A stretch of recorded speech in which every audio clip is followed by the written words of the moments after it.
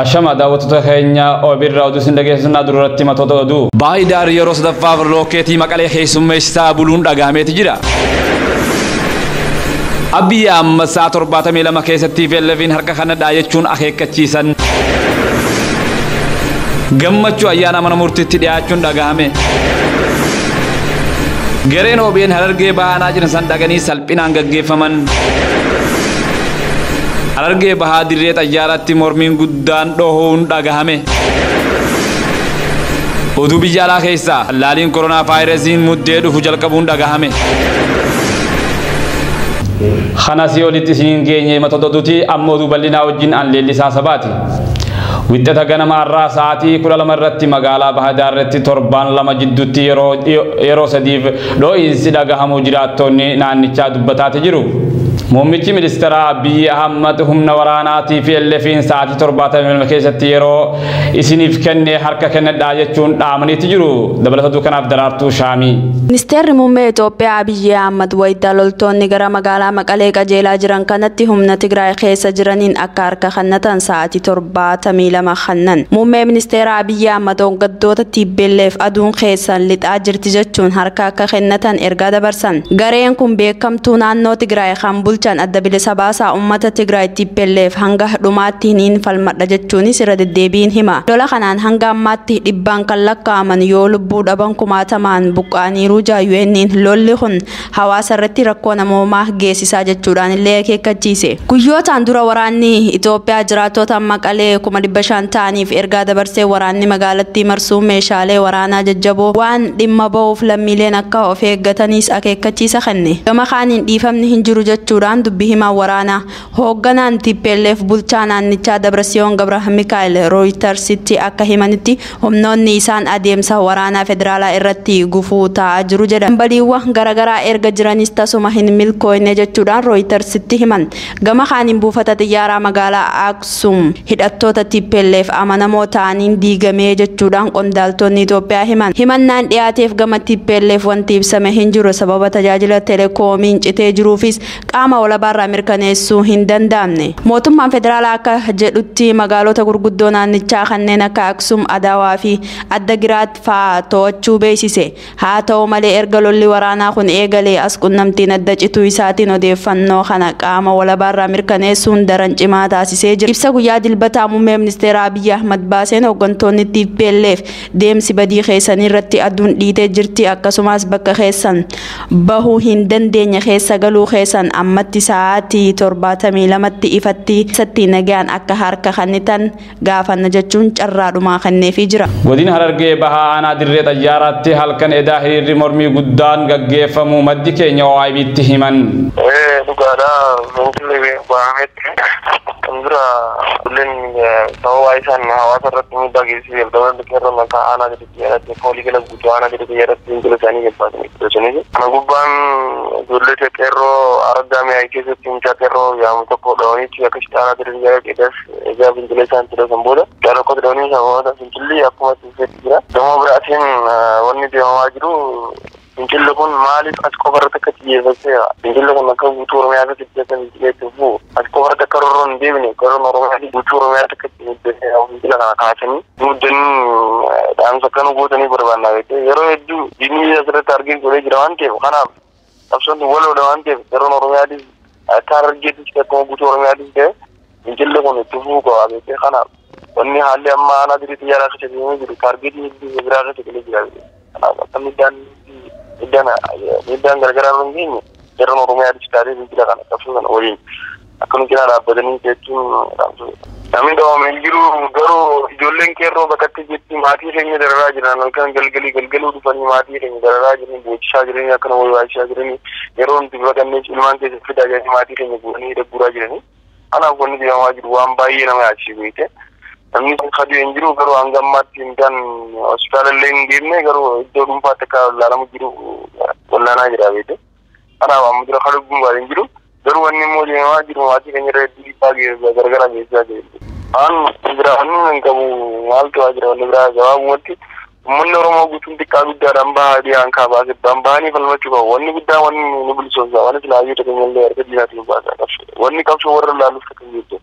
Diinni kutaa Ini yeroo carraa harkate futaadhaan qoodee dhiibbaa gargaraa nu qubee gola waan ta'eef kanaaf uummanni Oromoo xiqqaa guddaadhaan bahee falmachuu dhagaa malee wanni keenya eeguun tokko kanaaf carraa nuti qabnu tokkichaa kana fayyadamnee hayyoota keenyaas baafannee fi bilisa walabummaa kan mirkaneeffachuu qabnaa jechuun qaba uummata Oromoo namaan daawwatu jiran.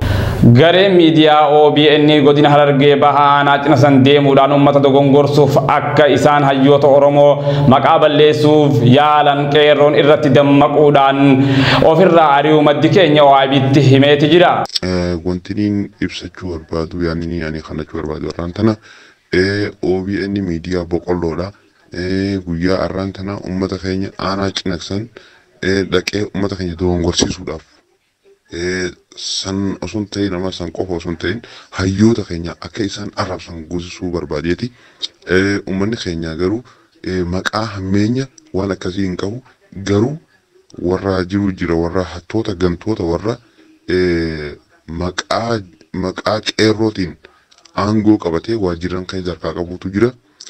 Keessattuu eenyufaa maqaan isaanii tokko Anwaar jedhama hojjetaa misoomaati. Inni kaanis Ardiid jedhama hojjetaa waajjira barnootaati. Inni kaanis maqaa isaatillee dilas waan hin beekneef hojjetaa buufata fayyaa cinaqsan waan ta'eef isaan sadeenuu jaroota har'a achirratti yaada laatee hayyoota keenya arrabsuudhaan hayyoota keenya maqaa balleessuudhaan uummata cinaqsanillee akkasumatti maqaa balleessuu warra barbaadanii jechuudha jarri kun.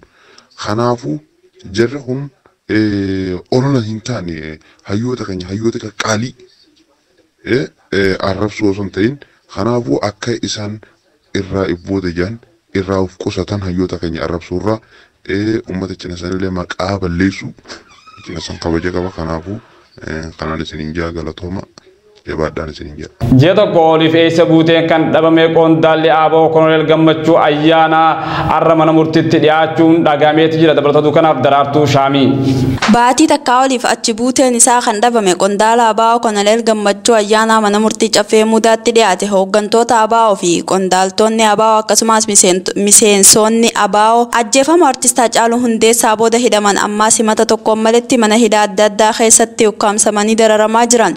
Adoolessa 4 bara 2020 mana jireenya isaa keessaa kan qabamee hidhame qondaala ABO fi qabsaa'aa gameessa Koloneel Gammachuu ayyaanaa baatii takkaa oliif achi buuteen isaa dhabamee kan ture guyyaa irraa 23 bara 2020 mana murtii caffee mudaatti dhiyaachuun barame. Koloneel Gammachuu ayyaanaa dabalatee hooggantoota ABO kanneen akka Jaala Mikaa'el Booramaa fi Jaala Kenneessaa ayyaanaa kanneen biroos kan waliin himatamaa turan manni murtii godina addaa naannoo Oromiyaa magaalaa Sulultaatti argamu akka isaan bilisaan gallakkifaman ajaja. Manni murtii ajaja dabarsuus olaantummaan seeraa mana murtii harka osoo hin taane poolisii ta'uun akeekuun ajaja mana murtii diduudha. Manneen hidhaa adda addaa keessatti dararamaaf saaxilamaa turan. Baatii takkaan dura mana hidhaa magaalaa Sabbataa Daalii jedhamu keessatti fuudhamanii bakka itti hidhamanii jiran kan hin beekamne hooggantoonni ABO kanneen guyyaa har'aa Koloneel Gammachuu qofaatu isaanii mana murtii caffee mudaa dhiyaachuu isaanii namoonni achi ijaan argan dubbatan. Koloneel Gammachuu ayyaanaa irratti simanni shororkeessummaa kan irratti dhiyaate namoonni oolmaa dhaddacha isaa dhaggeeffatanii dubbatan akka namoonni dhaddacha Koloneel Gammachuu ayyaanaa hordofaa jiran ja'anitti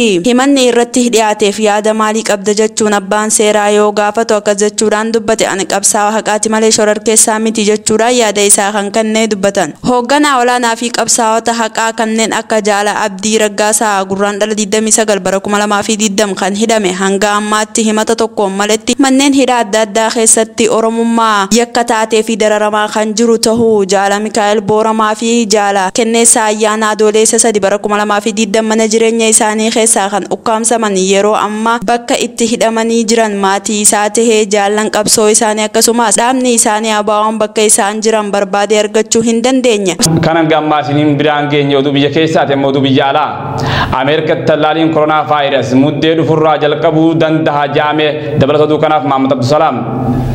Ameerikaa jalqaba talaallee COVID-19 muddee 10 qabee argachuu danda'u jedhan hoogganaan sagantaa talaallee koronaa vaayirasii Ameerikaa Dr.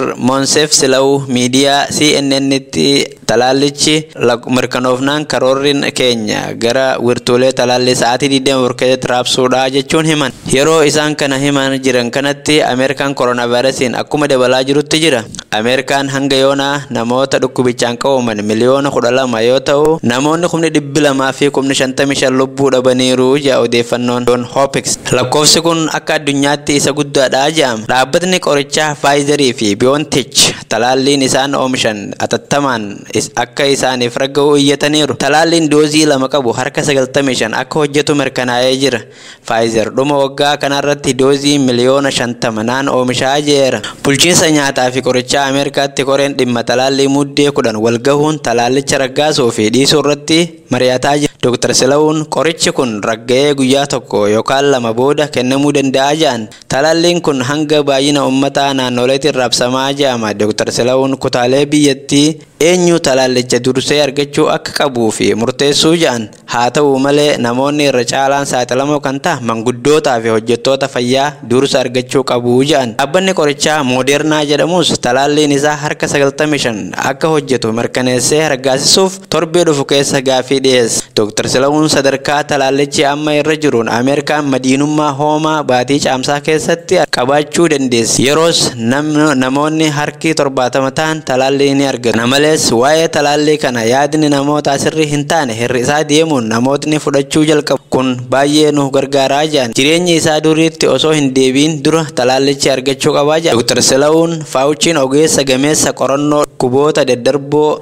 yoo ta'an namni gahaan yoo talaallii fudhate Ameerikaan waggaa dhufu keessa saffisaan madiinummaa garee horachuu dandeessii jedhan. Dhimma yaalii talaallii kanarratti odeeffannoon gad lakkifamuu baatus dhaabooti oomishaa jiru waan nama yaaddeessu hin jiru jedhan. Talaallii takka fudhannaan hanga yeroo meeqaatti akka hojjetuu fi yoo hojjechuu dhaabe namoonni dhukkubichaa ni daddabarsuu kan jedhamu wanni barame hin jiru. Jechuun Tiraamp beekamaan filannoo mo'amuu isaanii fi diduu bu'aa filannoo duubatti deebisuuf yaalan akka dhaaban gaafate. Dabalatatu kanaaf Muhammad Abdusalaam. Michuun Doonaald Tiraamp beekamaan filannoodhaan mo'amuu isaanii fudhachuu diduu fi bu'aa filannoo boodatti deebisuuf isa yaalan akka dhaaban gorsan. Bulchaan Niiwu Jersii duraanii Chris Christie garee seeraa pirezidaanticha qaanii biyyaalessaa jedhanii waaman. Pirezidaanti Tiraamp bu'aa filannoo fudhachuu diduun filannoo akka hatame ragaa malee himachaa jiru. Ripaabilikaanonni baay'een adeemsa seeraa isaanii deeggaranillee muraasni garuu bu'aa filannoo akka fudhatan gaafachaa jiru. Gaafa sanbataa Pensilveeniyaatti abbaan murtii himannaa isaanii sagalee karaa poostaan kenname sirrii mitii jechuun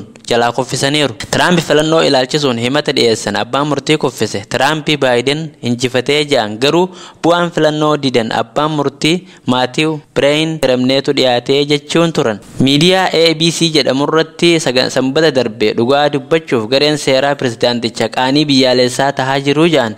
Deeggartoonni Tiraamp alatti waa'ee filannoo hatamuu haasa'u garuu yeroo dhaddachatti dhiyaata waa'ee hannaa hin falmanii jedhan. Ani deeggaraa pirezidaantichaan ture.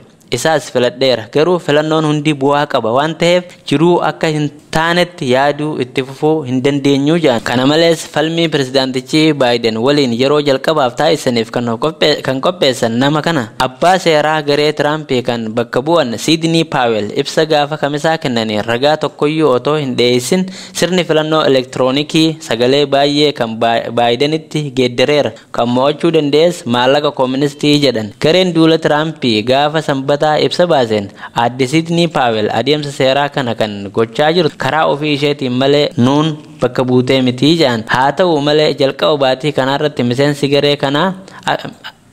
garee kanaa akka taate tiwutarii isaan irratti barreessanii jiru. Dilbata irratti ripaabilikaanonni biroo bu'aa filannoo kanaa akka fudhatan gorsaa turan. Bulchaan kutaa biyya Meerilaand Laarii Hoogan yaaliin bu'aa filannoo duubatti deebisuuf taasifamu biyya keenya biyya boodatti haftu fakkeessaa jedhanii dubbatan. Tiwutarii irrattis Tiraamp goolfii haasa'uu dhiisanii bu'aa filannoo kana fudhachuu qabuu jedhaniiru. Bakka bu'aan filannoo Michigan Fred Upton sagalee kennitoonni naannoo isaanii Baayiden filachuun filannoo isaanii agarsiisanii jiru. Pirezidaantichi bu'aa filannoo hin fudhataniif malee yeroon sirna aangoo walharkaa fuudhu ammaa jedhanii dubbachaa jiru. Egaa daawwattoota keenya jaalatamoo fi kabajamoo oduun guyyaarraaf qabannee yaadne asirratti raawwatama hanga guyyaa biraatti walitti deebinuun nagaan nuuf tura.